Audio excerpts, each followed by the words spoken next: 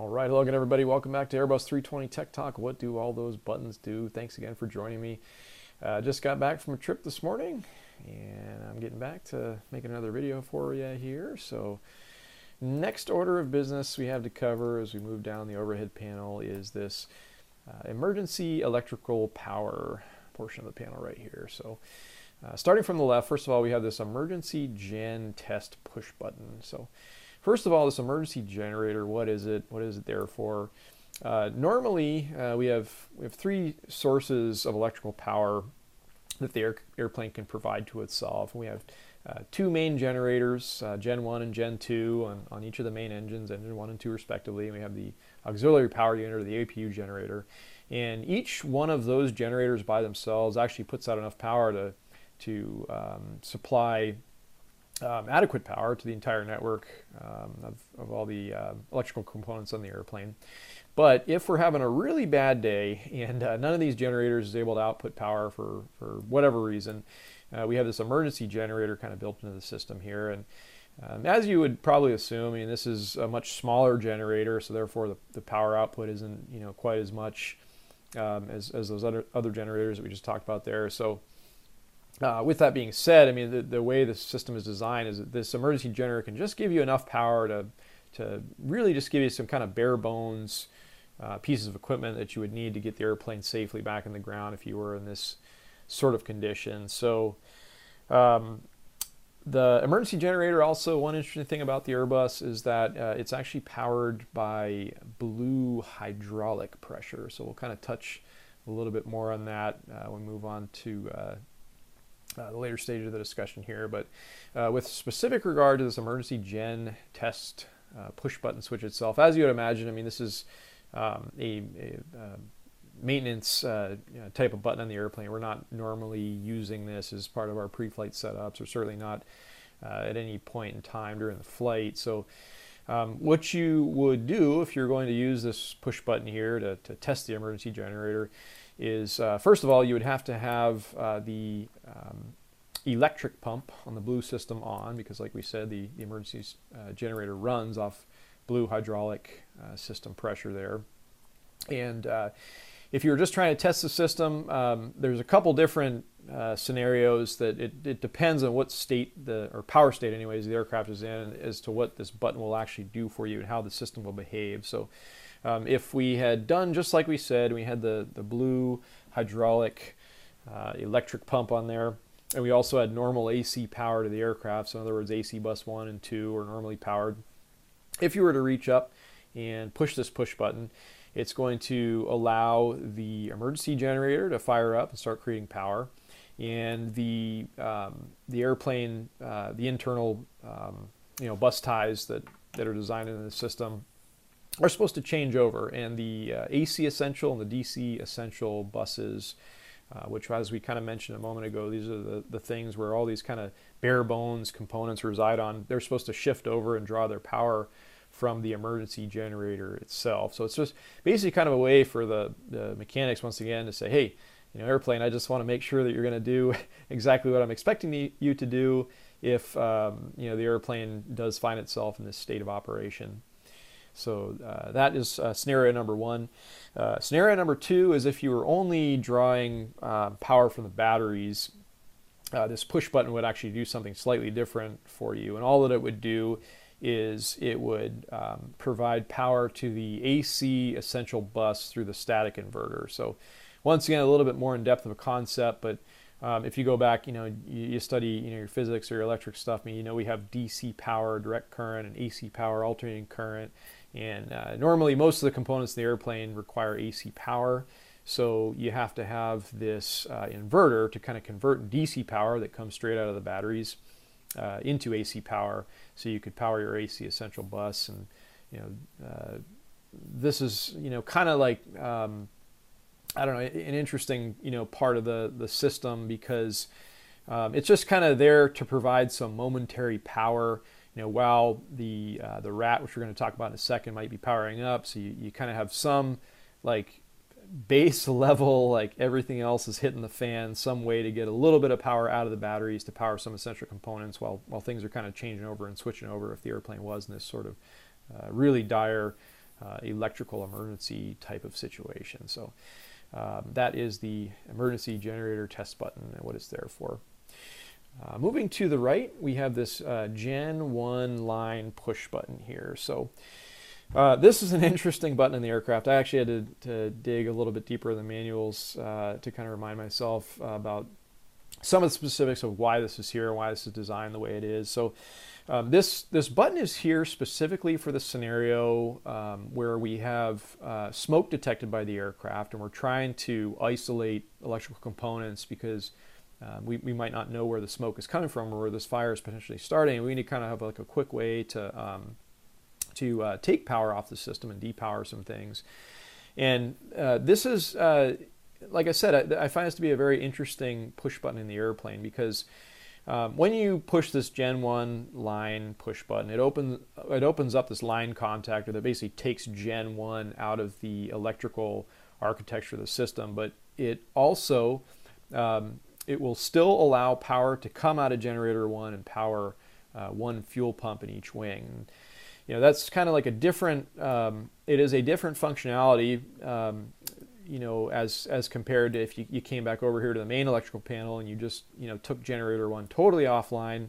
It wouldn't exactly do that same thing for you. And, you know, kind of, once again, we'll build on this in a second when we start to talk about the RAT, but the reason you would kind of want to do this is because this is part of this QRH procedure where you're basically forcing the airplane into this emergency electrical power mode. And, you know, there's the fuel pumps take a little bit more power, so it's, you know, kind of like the Airbus's way of saying, hey, you know, I know we're trying to depower all these avionics and other things kind of internally inside the airplane that might be causing smoke, but, you know, hey, I still want to, you know, give some power to the fuel pumps because they, you know, they take a lot of draw, and you know, the generator's still working, and they've determined that it's safe to still allow some power to flow through there. So that's why we have this, you know, Gen 1 line push button specifically that's kind of dedicated for this type of scenario.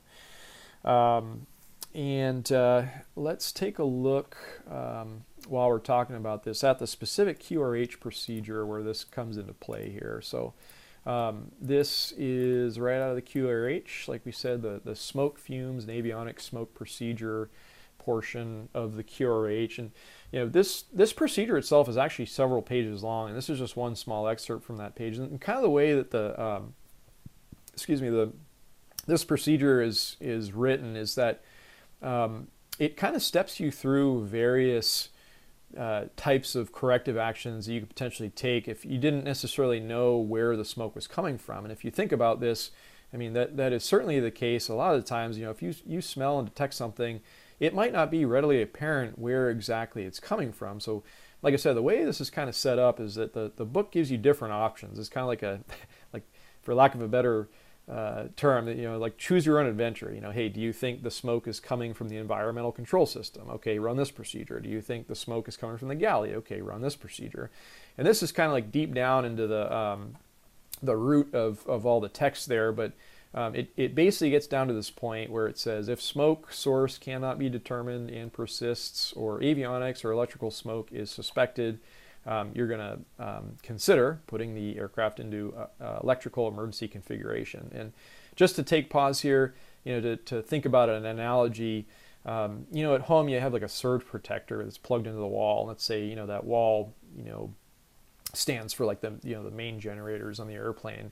And then there's this line that comes out, and there's this, you know, kind of long plug that has all these different little plugs in it with all the components, you know, that link into this system are. And, you know, the way this is kind of set up is, you know, as we said, if you've worked your way through all other things that, you know, you think the smoke may be coming from, and you just don't know like where it's at exactly, or you don't know, you've done all that you can to try to get rid of it, and you still haven't been successful. It's like walking over the wall and saying, hey, I don't know anymore. I'm in a really dire situation now, and I need to do something. I need to get power out of this whole system, or as much of it as possible, because we just can't allow an unknown source of smoke to manifest into a full-blown fire. Of course, it would be very bad. So it's like walking over the wall and pulling out the plug, and you know, taking power out of most of the system. Now, this isn't a complete direct analogy, because as we'll talk about in a second, once again, I mean, there are still some small components that we need to have power going to at a basic bare bone minimum, because we'd have a very hard time flying the aircraft back to the ground if we didn't have some air instruments and some functionality in some of our systems, of course. So that's kind of the way that's designed, and that's kind of the mentality, like I said, about this smoke fumes avionics smoke procedure here. And jumping back in, once again, to set emergency electrical configuration, emergency electrical Gen 1 line switch off, emergency electrical power switch, we'll use the manual on, which we'll talk about in a second. Then you go on to take the APU Gen offline, you take Gen 2 offline. And like we said, we're kind of forcing the plane down into this emergency configuration, so to speak.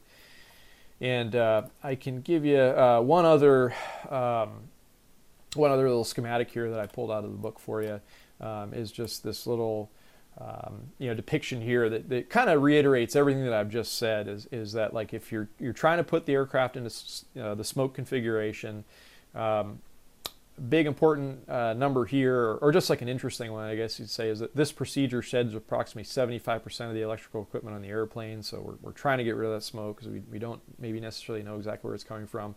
And you can see down here exactly what's actually powered. So we're forcing the airplane to use the emergency generator. You get power in the AC essential, the essential transformer rectifier, and the DC essential bus. And of course, you still have your batteries online. But you can see all the other buses that become depowered when we do this.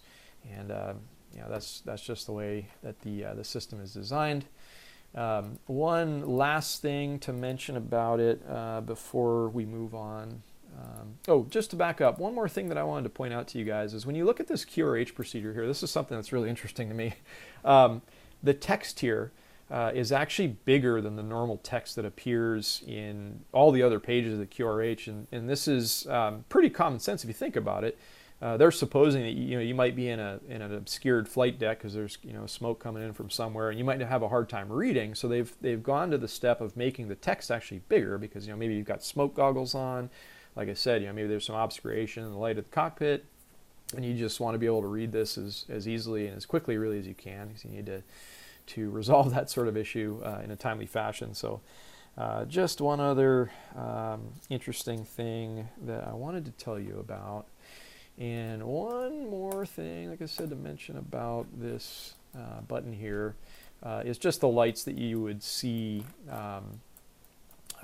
illuminate in this Gen 1 line switch here. So one other thing to talk about is that if there is smoke detected in the aviation ventilation ducting, so we'll talk about this specifically later on down the line, but there's this little bay beneath the aircraft where a lot of the avionics reside down there, and there's sensors down there to detect if there's smoke. And if there is smoke there, and the airplane detects it, you're going to get this light on here that's just kind of drawing your attention to say, hey, at some point you might be up here using this button, and here it is, and I'm sensing smoke. And like we said, it all kind of ties into the QRH procedure about how we mitigate an unknown source of smoke, fumes, fire, whatever, on board the aircraft. So that's like we said, the purpose of this illuminating. And if you were to push the push button, I mean, normally, like we just saw a second ago, the switch is in, and it's just dark in there. But if you push it, pretty obvious, the off light comes on, and that accomplishes everything that we pretty much just described. So that is it for the Gen 1 line push button. Moving to the right, first of all, the next area right here, this is actually not a button. It is just a light. It's only a fault light. Okay, and it's got to do with this RAT system here. So first of all, RAT, what is that? Does that mean we have a rodent living on board the aircraft permanently, maybe running around a wheel waiting to create power for us? No, of course not. That is silly and ridiculous. RAT stands for ram air turbine. And you may have seen this referenced elsewhere. And I pulled up a photo. This isn't one of our planes. This is kind of like a stock photo off the internet somewhere. But basically, this is what the RAT looks like on the Airbus 320. It kind of sits underneath the left wing root area, and it is deployed here, of course. So this is just what it looks like if it pops out, and it's just like this little propeller that drops into the wind stream. And just as the name implies, as the ram air goes over it, the thing windmills and it starts to spin, and it drives this pump back here in this case. And this is another thing that really interested me about the Airbus. All the other, the two previous jets anyways, I'd learned before this, and one of the, well, I guess one of the other aircraft I learned it at one point earlier in my career too. The concept of the system was different. So on the Airbus, this windmill or rat actually powers a hydraulic pump, and the hydraulic pump makes pressure, and then that pressure in turn drives the emergency generator like we talked about a moment ago. But on every other airplane I learned before, it was actually kind of like a reverse mentality, where this would pop out and it would actually drive a small electrical generator, and then they would use the electrical power to in turn power like a smaller hydraulic pump to operate some of the systems in the airplane if need be. So just kind of an interesting thing about the Airbus.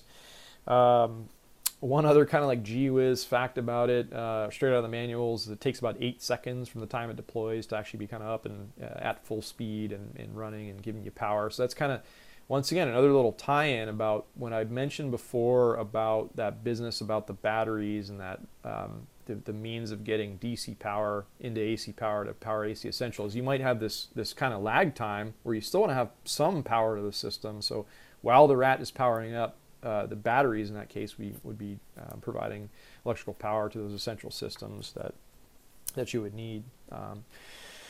So when exactly does this rat deploy? It's designed to actually deploy automatically, and when the airplane is programmed to do that is if certain conditions are met. So the conditions are if AC bus 1 and bus 2 are not powered and the aircraft is going faster than 100 knots, so the plane thinks it's flying and it's not getting power from any other source, it's supposed to drop the rat automatically. So let's go back to the switches here. So as I said, it's supposed to drop the rat automatically, and if for some reason the plane says, hey, I know my conditions were met, the rat did not drop, it did not deploy, hey, there's a fault in the system, and you guys as the pilots, you're going to have to reach up and intervene and do something. And that's just the purpose of this final switch here is the manual on push button switch. So normally switches in the auto position, we don't touch it, we never use it during the normal courses of our flight operations. But if you were to reach up, open up the guard there and push that button, it is supposed to deploy the rat. So that is the function of that. I believe that pretty much wraps up most of the content that I had to give to you guys today as far as the buttons were concerned. And as I'm always saying, feel free to write in questions or comments. And today I am going to field a comment from one of the viewers. So it wasn't necessarily a question, it was just more of a statement. But Coley Richardson wrote in, so thank you very much, Coley, for tuning in. I really appreciate you watching. He said, the way you explain everything makes it look like flying would be really easy. And thank you. I appreciate that. I take it as a compliment. And that's like kind of part of my antithesis with this whole motivation to make these videos for you guys, is to just show you that a lot of this stuff isn't, I know it sounds technical, but after you spend some time to learn it, it does become easy. And after years of doing this stuff, I mean, most of us, you go out and you don't even really think about it. I mean, it's just like part of your normal work day, and you're very familiar with it, and of course it seems easy after a while. But I'm always trying to convey to people, and that's once again like part of the reason why I wanted to make this video series, is that everybody comes up in the flight deck and they're like bewildered with all the buttons and everything, and my goal is just to kind of break it all down and show you that it is easy and it's not that hard. And I'm always telling people too, this flying stuff is not anything that any person out there could not tackle or could not conquer. And with I mean, it does take a lot of motivation and dedication to actually get far along down the track of a flying career kind of thing. Yes, that's true, but anybody from any walk of life, from anywhere, can come out and do this. And I've seen all kinds of people that I've worked with from all different backgrounds. Like I said, we even had a lot of folks that flying is a second career, and they didn't even start flying until maybe they were 40 or something like that. So it is very possible to learn. Don't get overwhelmed with it. And just to finish off, like I'm always saying, if you guys have questions about specific things about the Airbus that I can answer for you, I'm happy to do so. Leave a comment in the section, or leave a comment in the post section down there, or send me a private message and I'll try to field them for you. But even if you just have questions about flying in general or becoming a pilot, or what the process entails maybe, I'm more than happy to share that stuff with you. And I really love the idea of trying to motivate people to do this. It's one of the best jobs in the world. So thank you again for joining me, guys. Hope you have a great weekend, and we'll talk to you again sometime real soon. So take care.